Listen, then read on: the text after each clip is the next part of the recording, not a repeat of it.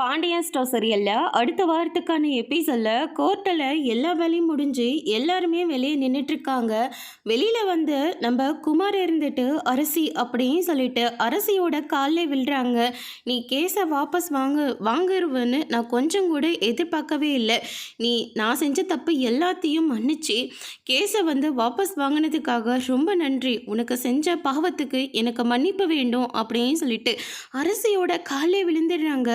பாண்டியன், சக்திவேலு, கோமதியும் அரசின்னு சொல்லிட்டு எல்லாருமே ஷாக் ஆகுறாங்க. அதுக்கு அடுத்ததாக வந்து பார்த்தீங்கன்னா நம்ம உமையால் இருந்துட்டு நேராக பாண்டியனோட வீட்டுக்கு வராங்க. வாங்கக்கா அப்படின்னு சொல்லிட்டு உள்ளே கூப்பிட்றாங்க. நடந்த எல்லா விஷயத்தையும் நாங்கள் கேள்விப்பட்டதுனால தான் இங்கே மறுபடியும் வந்திருக்கோம். கேட்கறனேன்னு தப்பாக எடுத்துக்காத. உங்கள் வீட்டு பொண்ணு அரசியை எங்கள் வீட்டு பையன் சதீஷ்க்கு கல்யாணம் செஞ்சு கொடுப்பியா அப்படின்னு சொல்லிட்டு கேட்கவும் பாண்டியன், அரசி எல்லாருமே ஷாக் ஆகுறாங்க. பாண்டியன் இருந்துட்டு இதுக்கு மேலே அரசியை கேட்காம நான் எந்த ஒரு முடிவும் எடுக்க மாட்டேன்.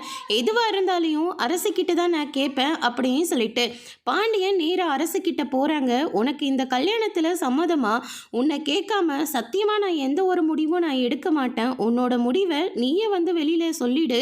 அதுக்கு மேலே நான் எதுவும் பேச மாட்டேன் அப்படின்ற மாதிரி பாண்டியன் வந்து சொல்லிடுறாங்க.